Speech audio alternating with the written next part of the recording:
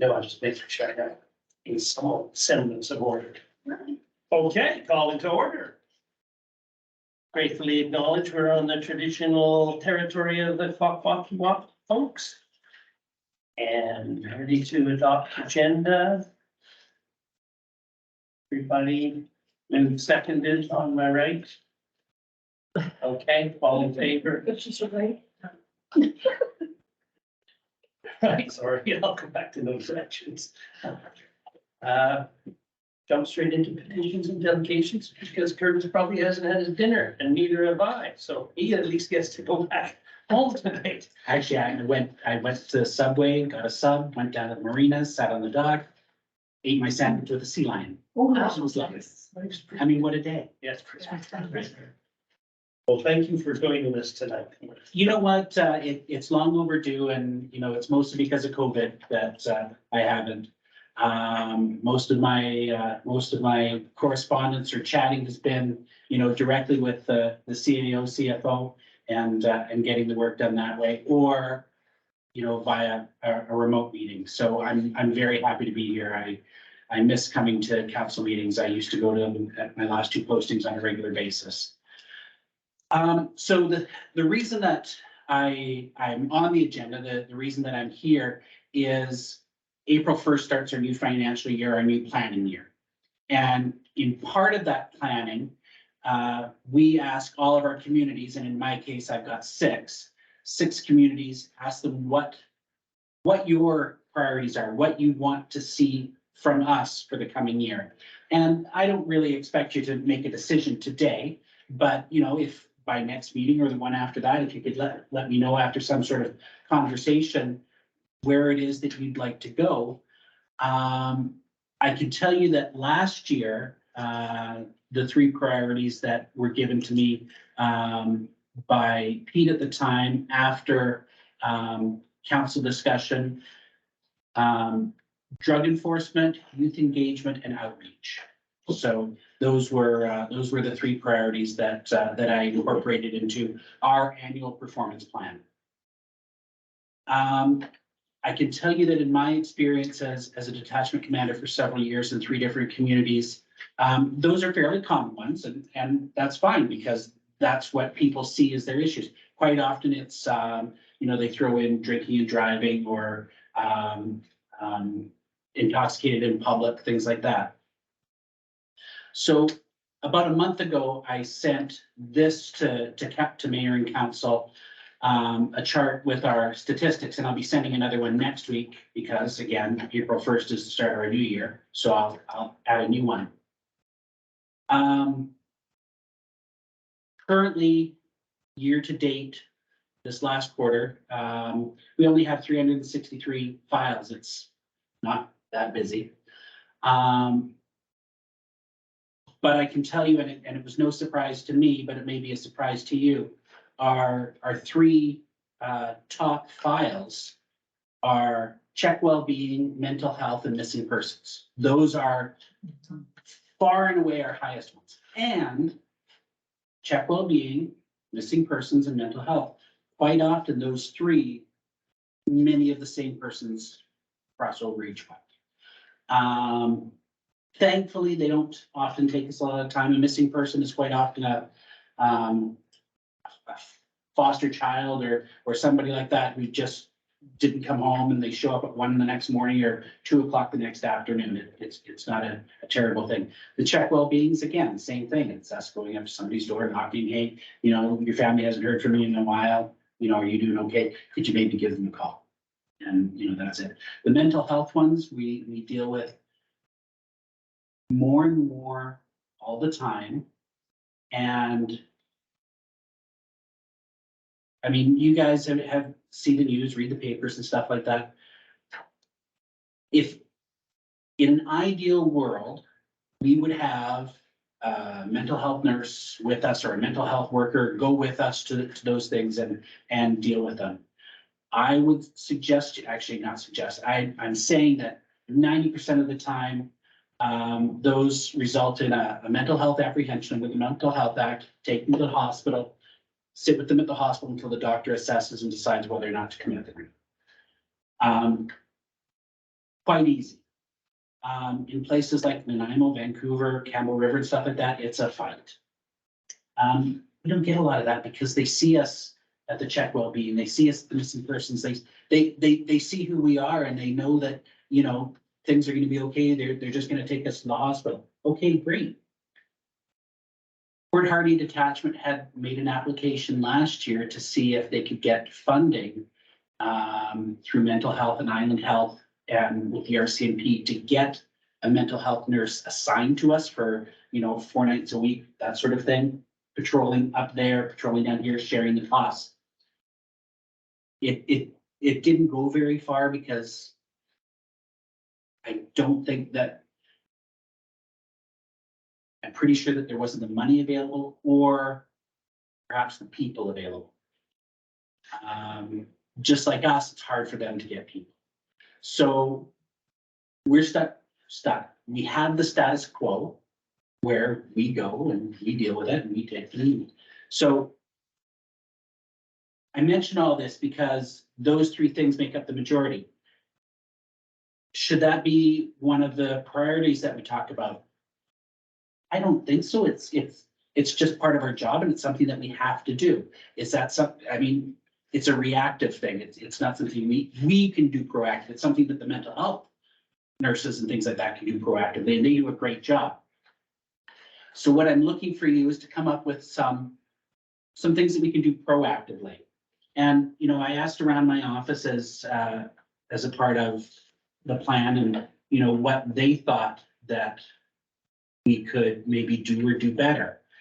And all of my guys have recently completed radar training. So all of my guys are radar trained. So we quite often get 1, 2, 3 calls a week from, you know, somebody in town saying, so-and-so is ripping up and down the street, or so-and-so is not stopping in the school zone or passing the school bus or things like that. So my guys are actually writing a lot more tickets than they were a year ago at this time because they've got this training. So one of the ones that I was thinking of is increased traffic meters. Might not be popular if you're the one that gets the ticket, and I've seen that happen. Specifically coming into town, 70 to the 50. And yeah, anywhere. Or the 100 to the 80. Yeah. Yeah. Or the 50 to the 30. Right? Do we, any other numbers? I now have one of my guys dedicated for the school liaison thing, so he speaks with the principals and things like that on a regular basis to do like the youth engagement, the school things, and we've always been very good there. I've got one guy that's dedicated to the traffic enforcement.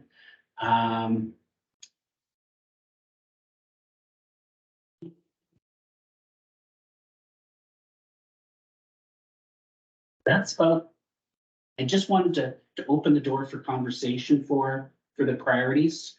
I don't know if you guys already have things, you know, rolling around that you maybe want to throw out there right now, or I have a few questions for you. is it about golf cart? So, other people's. I wanted to ask about citizens on patrol, Right, if you guys are in agreement with that, if it's still, because I guess it is. COVID, it kind of, you know, stopped and is it just starting back up now? No, they started back up last year with the start of the school year. When they went back to school at Christmas and things like that, they were out here with their signs. At the Parade of Lights, they did hot dogs down in the edge of the Yeah. parking lot. So yes, they are out and about again. Okay, I guess I can't say still because there was that big break. right? Yeah. But no, they are. okay. Yeah. And then, victim services, Yeah. do you guys have a victim service manager now here There or always has anyone that been. does it? That's North Island Crisis and Counseling. That's who it is now? It's not through It's the. always been North Island Crisis and Counseling through the detachments. Through the. So detachment. there's 2 types of Yeah. victim services in the province. There's the police-based and there's the community-based. Because we're a small community, it's community-based, so it's run out of North Island. And they have 2 victim services workers that sort of share the responsibility between the 2 communities. And yeah, they get calls, but they're not over. And they're very good at what they do as far as the court liaison going, working on safety plans with them, making them aware when so-and-so is getting released, stuff like that. So I was wondering, with mental health being one of the higher issues, if, because they do get some training in that aspect, if maybe they could come with you guys at all to work with you instead of trying to get that nurse Gotcha. that nobody seems to want to send up. So their mandate is to, and I believe this is from their policy handbook, is deal with power-based offenses. So mental health would not fit that mandate. It's too bad. That's sad, because of couple extra little training sessions and then we'd have our own people here. Thank you, that's Yeah, good. no, that's good. Glad I was able to answer that. Mhm. How's your staffing right now? Are you? Thank you for asking. Okay, there you go. He primed me on this. This wasn't COVID. I currently have 5 constables as opposed to 8. We're managing. So it's myself, my corporal, and 5 constables. You guys probably wouldn't be aware of this, but I had one of my constables go off duty sick 2 years ago. And during that period of time that he was off, developed terminal cancer and he passed away February 1st. So a replacement for him is coming from the Queen Charlotte's. And I believe he's here on April 26th. So we're happy with that. We have another person coming from, not, I shouldn't say coming from, they've been given the paper saying, would you like to go to Port McNeill? Port McNeill wants you. Yes, and he signs the paper. Yes, I want to go to Port McNeill. And we're expecting him to sign. So he's coming from Surrey. I would expect to see him mid-June. So that will take us up to 7. And we're just dealing with one more. So we're doing okay.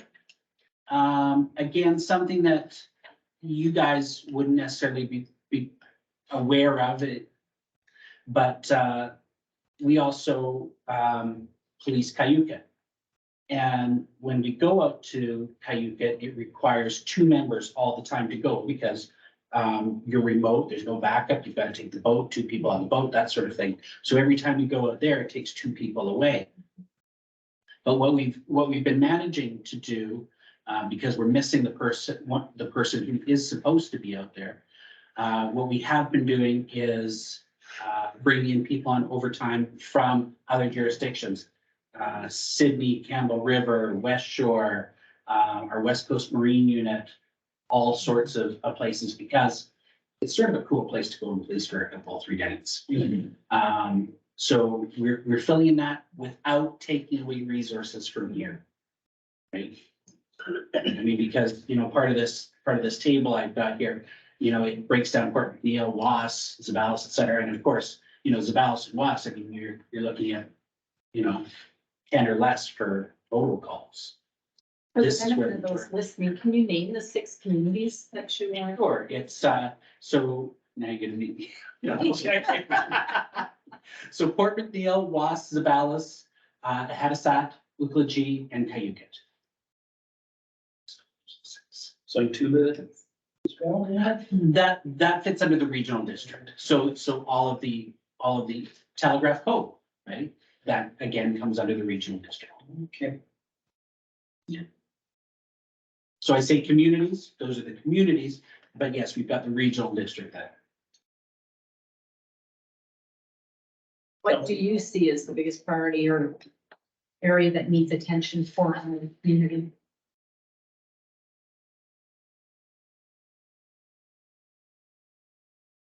Ideally, I like to see a lot of community engagement, a lot of community involvement. And I've got guys that are into the coaching of soccer and things like that now. I've got members with young families that was always the thing that I loved most about policing in small towns, is getting involved in the community. Like, you know, we all do the parade of lights and the, you know, all of those things. Everybody, absolutely everybody in the office comes to those things, and they bring their spouses, they bring their kids. I mean, that's the community. That's why we're not policing in Burnaby or Richmond, because we don't want to do that. I've got guys in my office that came from North Van, came from Surrey, came from Richmond. They don't want to be there. They want to be in small town, and that's one of the reasons why. So community engagement is a big one for me, and that's one of the priorities that I'd like to see. And I track those things when we go out and do, again, I creative lights, cram the cruiser, whatever. I make a note and I keep track that, you know, 8 of 10 were there. You know, so-and-so is coaching kids soccer, so-and-so is dealing with the Canadian Rangers or whatever. You know, because I'm asking you guys to give us the priorities. I should be able to answer back to you what we did, right? So like, you know, last year, the drug enforcement, the youth engagement, like I've got a list here of things that we did, you know, at NIST and Sunset and all those things, if you wanted me to run through them, but I'm very pleased with what we did as far as with drugs. I mean, we recently had a fellow sentenced to drug trafficking. We've got another one that just set a trial date yesterday. You know, those are good things. We're constantly checking people coming in and going from the drug houses. We know who the drug houses are. You guys know who the drug houses are. And I think you'll agree that they're not making a lot of money on these. So,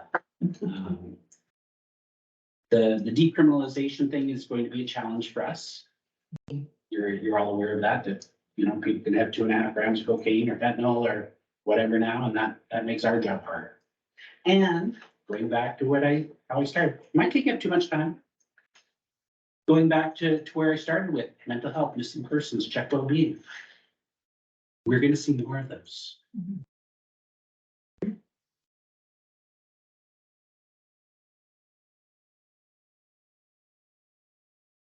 Was that answering your question? I just wanted to know what it Oh, yes. saw as the priorities. Community engagement. Community engagement and traffic enforcement. Because traffic enforcement gets the impaired, gets the drug impaired, gets the prohibited drug. We have a lot of prohibited drugs. Gets the no insurance, things like that. It's the no insurance without the stickers. I think they're still looking. That you need all this. You guys coming up. The prohibitive drivers, you see that with people that don't have licenses, but not people that have had their licenses suspended, but people that like just don't have a driver's license, that just never got their driver's license because of access issues. It's a very rare occasion. Okay. I would say since I've been here, maybe 2 people that just didn't have a license. Just didn't have it. It's usually as a result of Yeah. something else. Okay.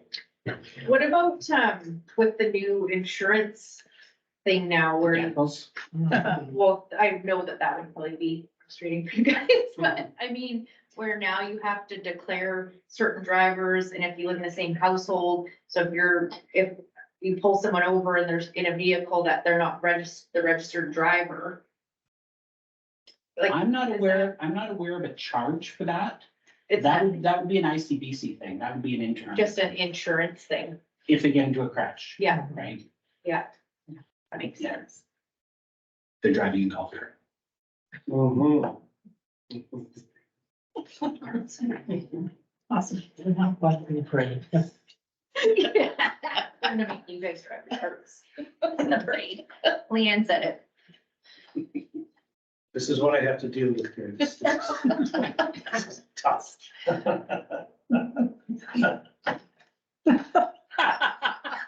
On that note. Yeah, on that note, do you have any female police officers coming in? I for the wish we, you know what, truly, I wish we did. Yeah. But no. So the one I mentioned coming from Surrey, his wife is also a member. But what I can see happening there is he's coming to us and she'll go to Port Hardy. Port Hardy. And Port Hardy has 1, 2, 3, 4. That's okay. We found most of the times they've always been meeting. Yeah. True. You know, I'm gonna walk out of this room and then I'm gonna hear like. And I'm not coming back. Tell me Bonnie wasn't me, that Julie was tough. Thank you. Bonnie You broke do. them all. Council meetings in Clinton, in the, just south of the Caribou there was no laughter, there was no talking. Oh, there was no joke, it was very serious. Interesting. You won't get that This here. this is much better. No, it's usually very serious. Oh, Yes, good. Councilor He runs it. Carson. Are you speaking out of two again, Carson? Yeah, right. Talks about those dents in there. We named the dents. So this is Carson. This is her mom 20 years ago. Yeah, so when my mom, because my mom was the manager of victim services here years ago, and it was through the police station. And she trained, so PETA was victim services, my mom trained her. And it was through the RCMP, it wasn't, But things have changed. We used to have the guards. Now the guards are court commissioners. yeah, It's, just because when you said it's always been, I was like, It's been there that way for years, like yeah. 20+ years. because your mom stopped. Yeah, because she left, because she didn't get in as mayor. It's your dad's fault. Yeah. Oh, wow. I'm leaving. It goes pretty fast. Thank you for. Please come anytime Appreciate and it. enjoy, Nice because hearing that. it is a phenomenal group. Yeah, it truly is. Seems to me. Yeah, it's first class. You know what, if there's laughter in a meeting, I think that's cool. Although I haven't heard the audience laughing. Jocelyn, She's, you know, she keeps us in check. yeah. Any other questions about anything else? So Why when you got would me? you like to hear back from us? Ideally, end of April, Okay. the last meeting in April. And just send an email. Okay. And if you want me back, 2 weeks from now, if you want to bounce some things off or through an email, let me know. Thank you. I'm coming back to council meetings. It makes me happy. Thank you so much. Thank you. You're welcome every time. Which way out? This way, this way. Need to buy cover? There you go. Thanks, Chris. Thank you. Thank you. Yes.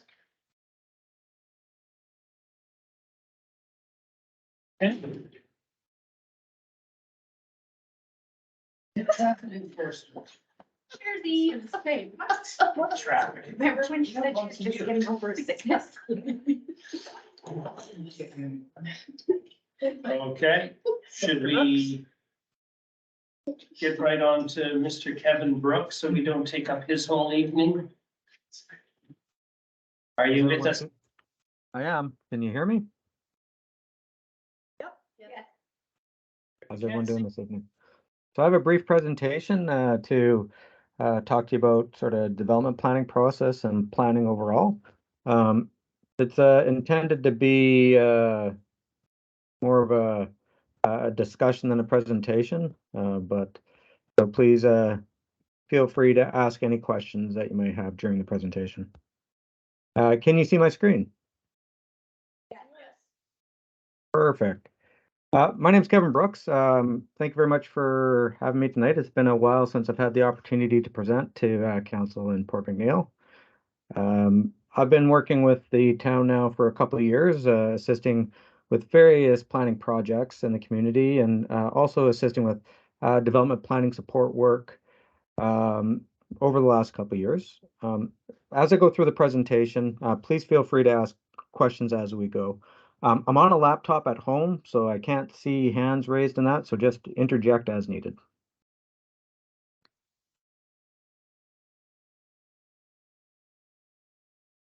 So my quick presentation, I'm going to go over sort of the overall planning framework, how fish community plans work in the context of sort of regional planning and the policy and regulation and how those work together. touch base on just the decision-making framework and how your staff and your planners actually assist in that decision-making as you go through assessing different planning applications and things of that nature. I'm going to touch base on council areas of authority because there's some different ways or different areas where council has discretionary authority to make decisions, and some areas where you don't, and just provide some clarity there. And then talk about the planning service that actually McElhaney provides to the town now, and what that looks like, and how we assist the town with planning, and specifically with development planning. So when we talk about planning, the planning framework overall and how planning generally works, there's sort of 3 levels of sort of planning that comes into development planning decision making. You have the regional vision and objective, and that's sort of the regional plan that the regional district of Mount Waddington has. You have your official community plan, which is specific. Again, it's very specific to the town itself with your local visions, objectives, policies, and land use designation, which really speaks to what you're trying to find and see for the future of the land in the community. And then the zoning bylaw, which is regulation, which is very specific, not a lot of interpretation permitted under the regulatory aspects of it. This sort of planning framework, as you can see, is like a funnel, really high level at the regional level.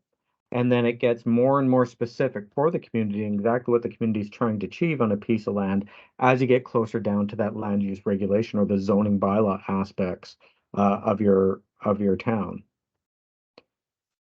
So when we look at the purpose of that official community plan, that sort of mid-layer, it's about that community vision. You know, it's providing the policy statements, objectives, and those policies are fundamentally there to help provide a framework or a guide for when council makes decisions around various things, but in this context, the idea of development planning or planning applications within your community. And so again, it provides that framework, and it also provides the ability for us as your staff to actually make recommendations on how to look at a planning application based on the interpretation of that framework. And I'll touch base on this a little bit more here in a moment or two.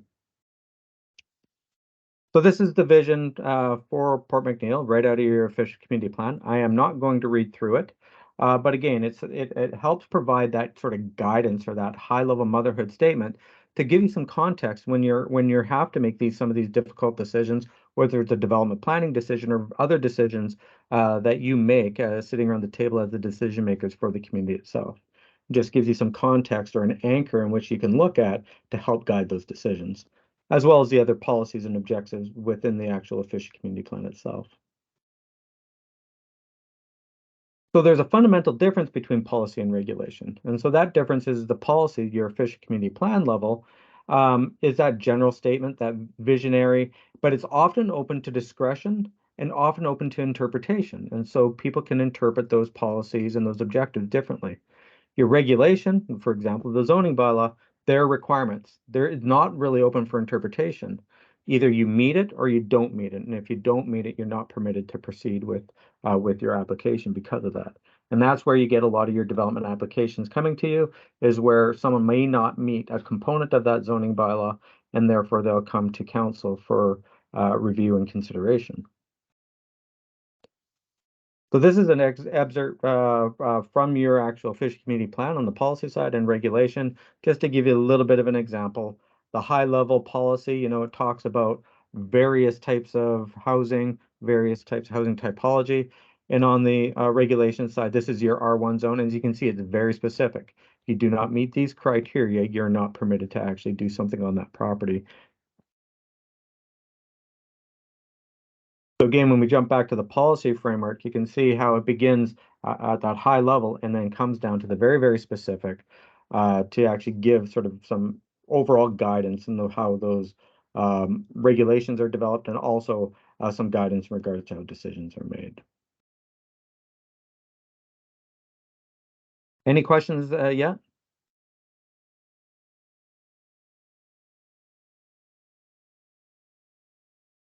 I'll assume that's no, so I'll keep on going. So when we look at the decision-making framework, how planners work into that decision-making framework for council, planning staff are generally the gatekeepers.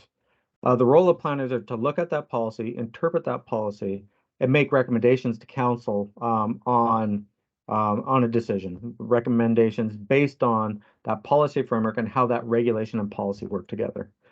Where council, you being the decision makers, your role is really to represent your community. You take into consideration those recommendations, but your decisions have to go, often, sometimes they can go against some of the key policies or against recommendations because you're making your decision in the best interest of the community itself. And so you'll find sometimes where you'll have recommendations coming from your planning staff that you may not agree with, but the planning staff are inside that black box of that policy framework when making those recommendations. And I touched base on this a little bit earlier, and this is that area of sort of council's area of decision making. So on your left-hand side there, council has discretion over some aspects of the decision making. The majority of your decision making authority is really the approvals of the bylaws up front, approval of your OCP zoning bylaw, but also a lot of approvals in regards to when amendments come forward. You also have discretionary authority over temporary use permits, development permits, and development variance permits. And those are applications that have to come before council for decision making.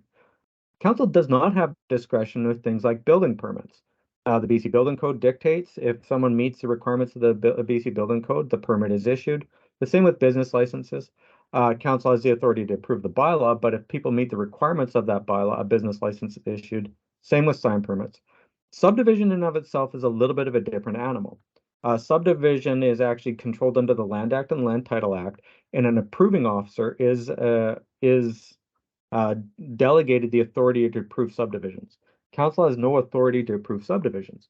Council approves the zoning bylaw, but if a person comes in for a subdivision to create new lots, as long as it meets the zoning bylaw requirements and your subdivision and development servicing bylaw requirements, the approving officer has the authority to approve that subdivision without consideration by council. And that's a bit of a nuance when you look at the development approvals. So I just want to go through a couple different examples of the areas of council discretionary authority and then in subdivision, just to give you an idea of the nuances between those two. I use development variance permit process as an example because there actually are a couple development variance applications that will be coming in front of council over the next little while here. And I thought it was a good one to give you an idea of sort of what that process looks like and how that process rolls out in regards to not only how staff look at it, how the public has an opportunity to comment, and then how council has the opportunity to look at it and use their discretionary powers for either approval or conditions or denying of a development variance permit. So when we look at a permit process and an applicant makes an application, we typically meet with them before they've made their application to review the options and alternatives for that application. They'll submit that application and then we'll review it and actually, again, look at the policy framework and the regulatory framework to make those recommendations to council itself. Variance processes are an interesting process in which the legislation requires legal notification to their surrounding properties, to adjacent property owners. And that's very important because if you don't do that, the council actually cannot make a decision on an application. Once that's done, it goes to council. Council then has that discretion. Do they agree that a variance should be issued? Do they think there should be other issues addressed as part of the variance? Because you can add conditions on a variance to address potential impacts of a variance, or you can deny that issuance of that variance itself. It's very different than when you look at a subdivision. When you look at a subdivision process, when you're looking at a subdivision process, it's a very complex and comprehensive process, and you have multiple stages. Someone makes a subdivision application, they get a preliminary review. It then has to go back to them after a preliminary review or a preliminary layout review letter is issued to do their detailed engineering. Once that detailed engineering is done, that has to be resubmitted to the town for review and approval. And then only when it's constructed can an approving officer actually approve a subdivision for registration with the land title and survey authority. And so it's a very complex and multiple stage process. And because it's so technical, that's why the delegation to an approving officer for review and approval of the subdivision process.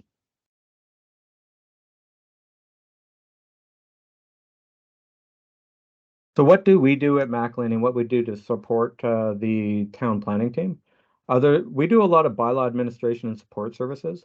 Looking at compliance issues and things of that nature. If someone, for example, is not building their shed properly, or questions in regards to how height is calculated, or you have a manufactured home bylaw, and utilizing that and helping staff interpret key issues that come out of that. We also do planning procedures coordination. We work with a lot of the applicants and pre-applicants to help look at different development proposals and help them navigate sort of what types of proposals that are either supported or if there's need for additional council approvals. We deal with a lot of inquiries from the community. Like I was saying, how does height work? Things of that nature. And last but not least, we do subdivision review. When someone comes in and makes a subdivision application, we do the review of that, make sure that it's compliant with the bylaws, and then assist that person in their application processes and the engineering review and final approval processes. That's my brief overview. Happy to answer any questions you might have on that, because that was really a lot of information in a very short period of time.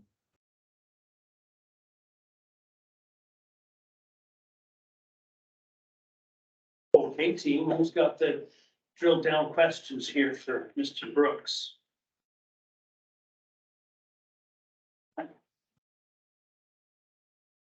Okay. Drink it in his information. My one question is, do we have access to a copy of that presentation? Yeah. Yeah, I can provide that presentation to the CAO to share with you 100%. Thank you. And you mentioned a bit there, Kevin, about our planning staff. Mhm. We don't have planning staff, so. Nope. I am your planning staff, me and my team, and you do have Brenda and Christina who do a very, very good job dealing with your planning stuff. So when I speak to the planning staff and I speak to the staff in the town, those are the individuals I am speaking about. I work very closely with them on planning application support work. Super, thank you for clarifying that.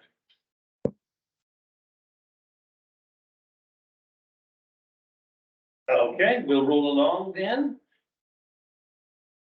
Thank you. Thank you. You're very Sure. welcome. Oh, Kevin, we can just keep you on standby for the end? Yeah, Yep, I'll be here for any questions.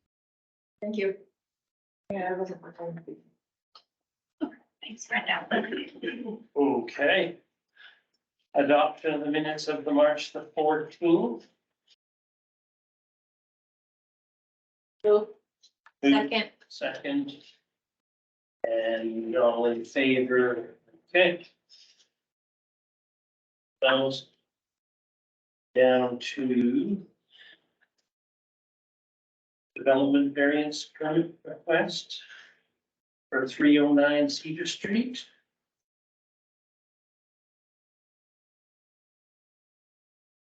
What do we wish to discuss on that one?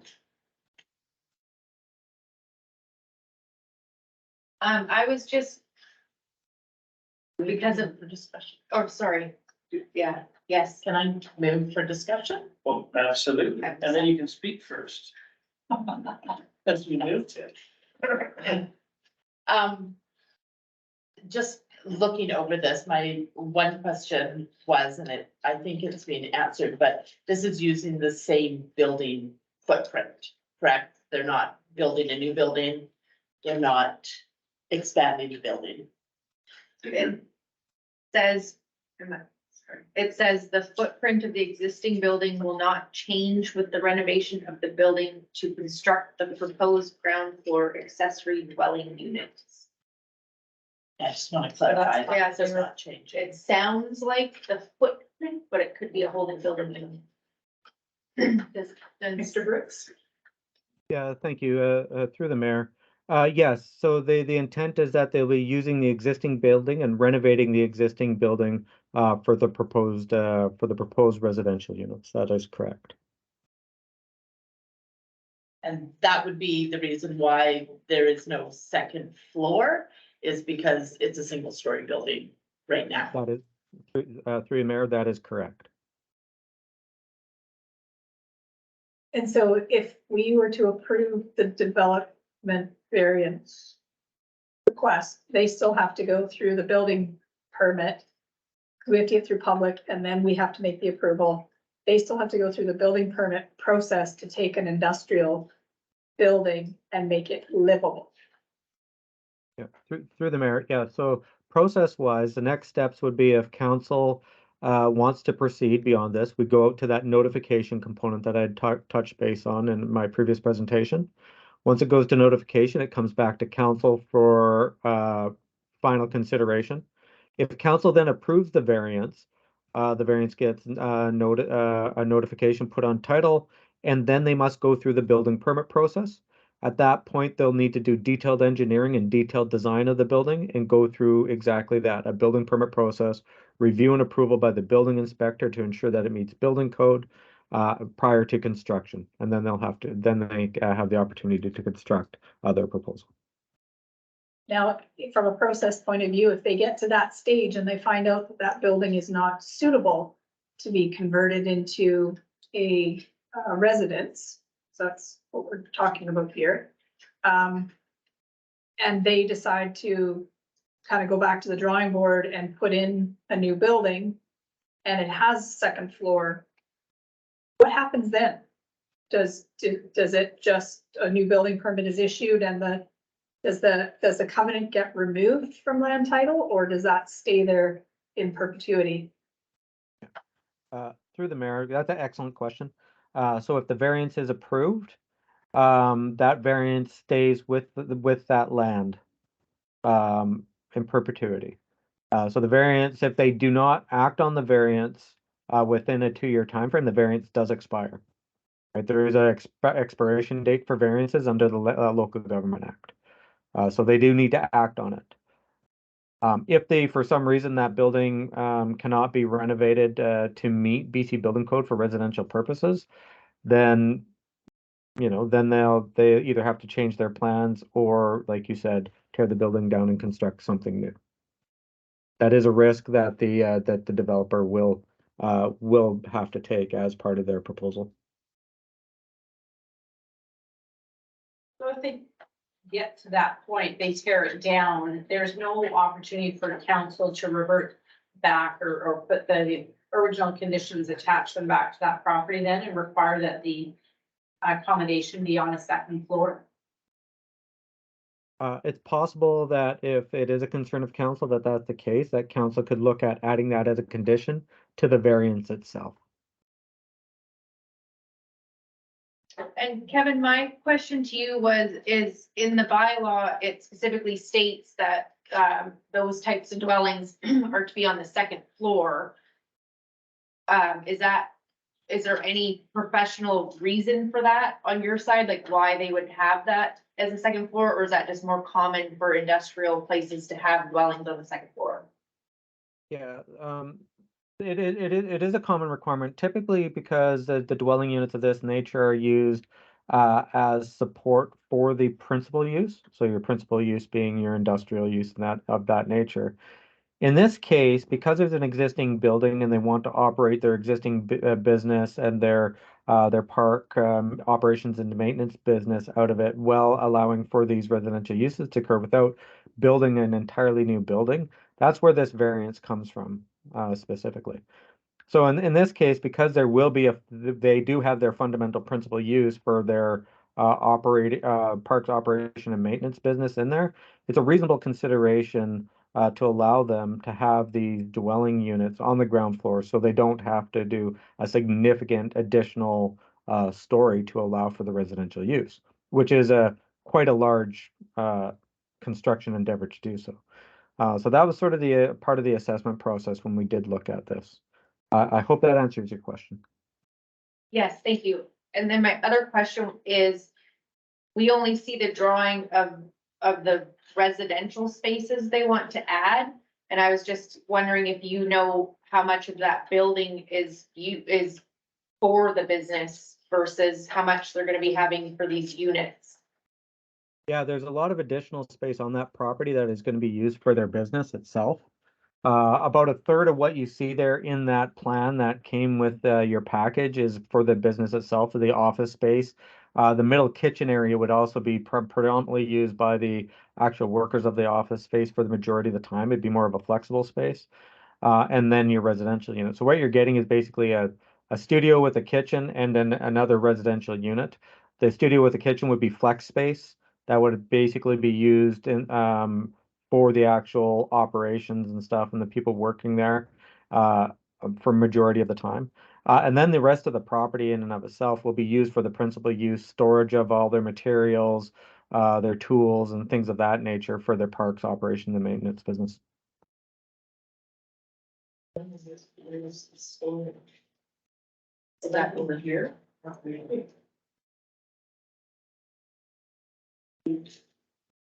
What's the ratio of the storage to residential? What are they going to use as ratio? I don't know specifically what the ratio is. There isn't a regulation on ratio in the zone in and of itself, so it wasn't a question that I actually asked. So we don't actually know what 90% of the building could be this and 10% could be a storage then, in theory. The majority of the storage and facility of that nature that's permitted on site, it is actually will be likely a lot of it outside storage because of a lot of the type of materials that they use for their business. Okay, so what we're doing is possibly permitting a residential unit on that site is what we're doing. Well, the residential unit's already permitted on the property. It's whether council is willing to vary the bylaw to allow it to occur ground floor versus if they want to proceed with residential to add another story to allow for residential to occur. Kevin, the drawing, pencil, old photocopied mimeographed paper, which actually says proposed industrial building for GLM Falling, which means it's old. Yeah, that's what we were just. Is that drawing the whole drawing, or is this proposed addition that's on there new drawing? That's a great question. That proposed addition you see on that very old drawing is actually constructed already. Okay. Right? What you see in the actual color, what you see in the actual colored rendering that shows the units is approximately 50% of the actual existing building. Okay, Okay, that makes more sense. Thank you. so it's basically 2 bays that we're looking at being converted. Yes, Yeah. okay. Thank you. You're very welcome. Are we looking for a decision here tonight on this development variance? I was gonna recommend that the report titled Development Variance Permit Request for 309 be received for information, and the council direct staff to distribute notification letters of the proposed variance request to surrounding properties within a 50-meter radius of the subject property in accordance with section 499 of the Local Government Act. Is that what you were gonna say? It Well was. spoken. I will second that. Okay. And we're comfortable with the 50-meter radius? Or for inclusion of other neighbors, should we consider increasing that 50 meters or stick with the rule? Is that an option that we have? What does 50 meters look like? I don't think it would be capturing too many neighbors. Is there too many neighbors there? If it goes up the hill, you've got residential. So above where the dance studio is, those neighbors would be notified. Little Stars across the street would be notified. But you have Brutus. Yes, Derek's, Brutus's. Sure, yeah, so we did count 50, we probably would have a better reach. Yeah, it's only 160-ish feet, right? Okay, well, I'll take a friendly amendment to that. You go for 110 meter. Yep. Just question. Can anybody see what that number is where it shows the whole drawing of the residential, is it 52'9", 54? On, Page 15. Yeah, page 15 of everyone. yeah. I just can't No. see it. No, but if you add it all up, I bet you'd figure it out. Yeah, it's close to 48. I did. But if that, see what you said, that's why I'm curious, just because the whole thing's 88, that's huge percentage of it. Yes. Or it could be off, I just can't see. Okay, Just made the motion. the Yeah. motion is there and seconded. All in favor of motion? It's gonna come back to us again. Yeah. Can I make a second motion that we send it to the advisory planning group as well, please? Seconder on the sending to the advisory panel. Okay. All in favor of that? Okay.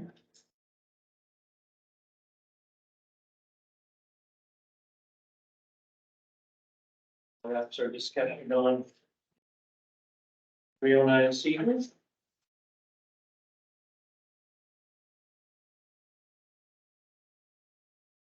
We roll through the fourth reading of financial plan bylaw number 717, 2023.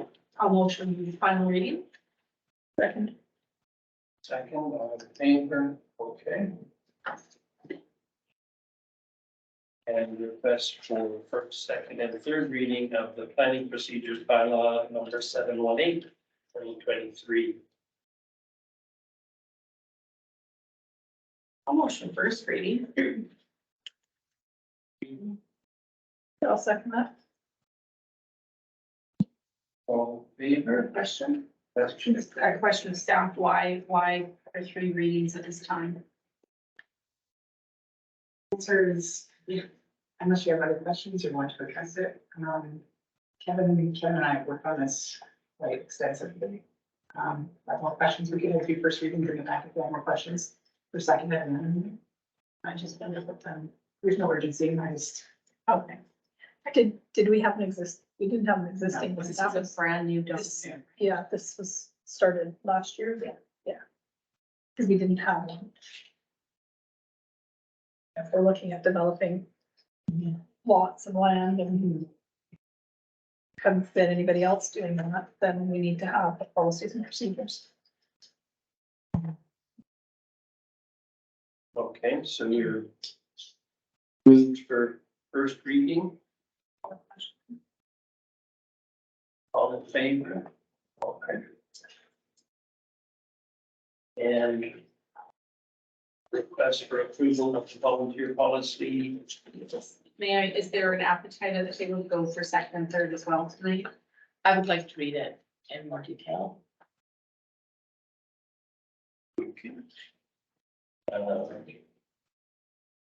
Approval for the volunteer policy number 2023-0322.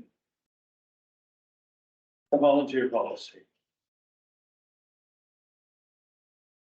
The mover for. Let's do it. Discussion. So through the chair, there's discussion about volunteers and volunteers going forward and maybe not having a process or not understanding how to engage volunteers in funding for something. So staff have worked on a policy that there's a forum if a volunteer would like to volunteer, they can describe what they would like to do, bring it to staff. This policy basically creates a work plan and a budget.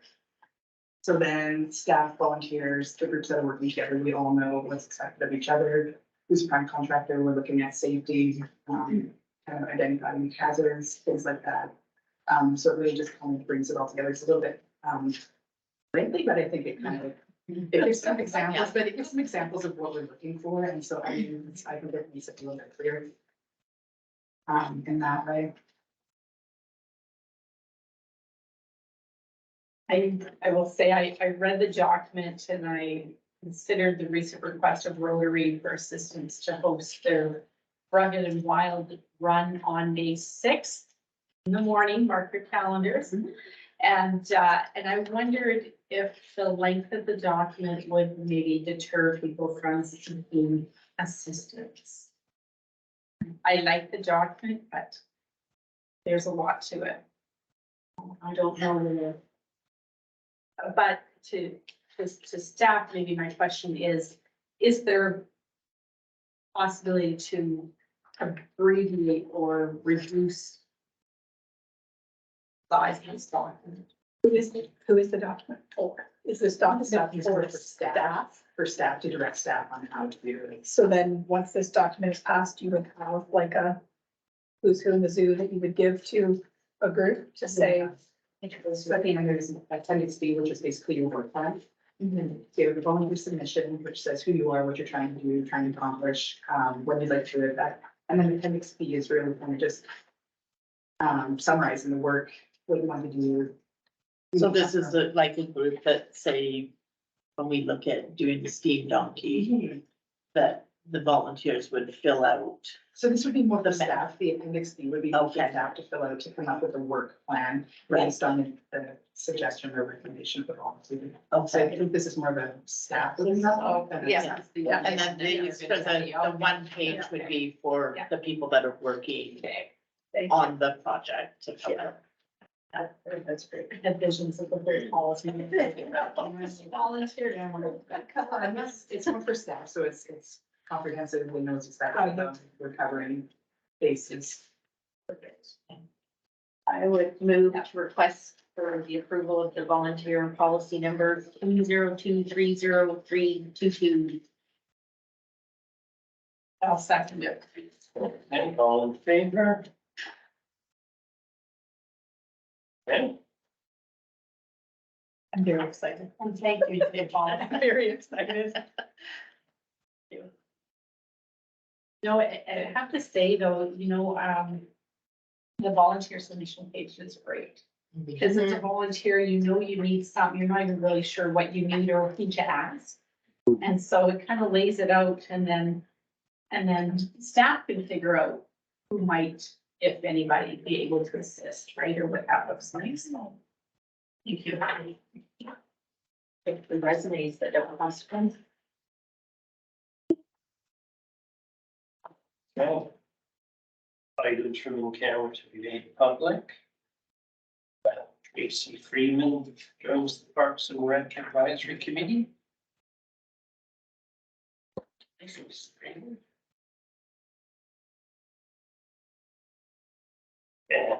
And in camera we go.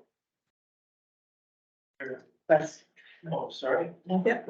I'll make a motion that we go in camera under Community Charter, section 90E, acquisition, disposition, expropriation of land or improvements. If council considers that the disclosure could reasonably be expected to harm the interest of the municipality. Okay. All in favor? In camera. So, questions from the public? I have one. Sort of. In regards to what Curtis, talked about, and he talked about, community involvement. I just wonder if it would be possible to pass on a little bit of a concern from us seniors and whether he would consider doing, education session, like scanning, like us, that kind of thing, because that's like a crime, so that will be related to arsenic and stuff. I'm sure they see a lot of, I mean, I know it's not a top priority, but I just wonder if that could be passed along, and It's a great idea. Not just engagement with the youth, but engagement with With this, with seniors. the other end of the spectrum. maybe online, Yeah. whatever, like, Yeah. I don't know. But, I almost got caught the other day and I'm aware, but here I am, like, so I caught myself, but I thought, this may be an area where we could, gather a few people, just once and get a bit of, informed education. Maybe they have tips or something. all the, yeah, It's a great idea, Johnson. so, that's all. Mr. Flintoff, anything of yourself? Hearing nothing. Mr. Cole, anything from the media? Yes, thank you. Can you hear me okay? Yes? Okay. Yes, we hear you. Okay, sorry. With regards to the Cedar Street, 309 Cedar Street, I'm just wondering, like, what is the proposed industrial activity there? From what I could tell, it's just storage. I don't know if I could just raise a few concerns, and if I don't know if Kevin's available to address it or if staff knows. I'll just continue. So I wonder what the use is there, and if it's just storage, fine. Now it is zoned M1. Now M1 does not include the word office. It was specifically excluded during the when the bylaw was rewritten. So it really doesn't permit an office there either. That's page 41 of our zoning bylaw, item 10.1.1, which is the dictates the M1 zoning. So again, my point there is it doesn't include office. Obviously, it doesn't include ground floor residential. We know that. Now, I'm wondering if staff has considered recommending a rezoning process to C2. C2 includes office space and storage, second floor dwellings, but it also includes hotels which allow for living units. And the reason I mention this is because in the report on 309 Cedar on page 2, it says the dwelling units will support their business by allowing both owners and staff to stay on site and allow rental of the unit during slow periods. So to me, that means short-term rentals as opposed to dwelling units. So I'm hoping that can be addressed. I mean, if there's any comment, I could stop now, or maybe. I'm gonna jump out just before questions, but I can take these back to him and get back to you. Okay. I was happy to see you extended the instead of 50 meters to 100 meters, because that is in your new procedure bylaw that you're proposing, that you did the first reading on. So just a note there.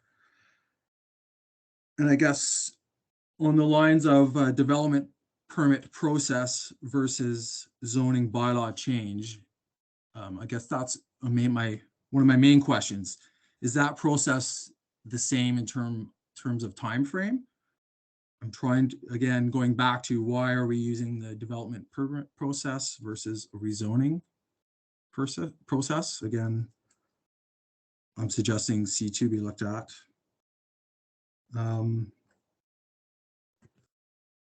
Yeah, those are my main points, and I'll just note I am a neighboring resident there. So these are, I should have clarified that at the start, just some concerns of mine at the get-go, and I'll follow the proper process in terms of my input, hopefully with the advisory committee and council.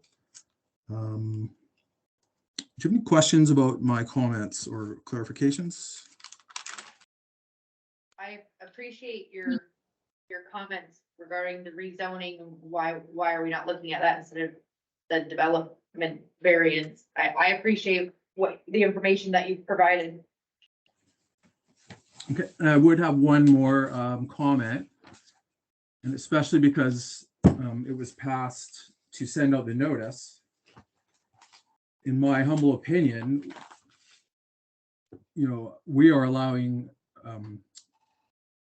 short-term rentals here by allowing this. It's right in the proposal, renting during the off-season. So this variance permit is allowing for that, not just second not just ground floor dwellings. So I think if it's going to go out to the public, it should indicate that as well. Yeah, and then there was just the other 100-meter comment, which I made.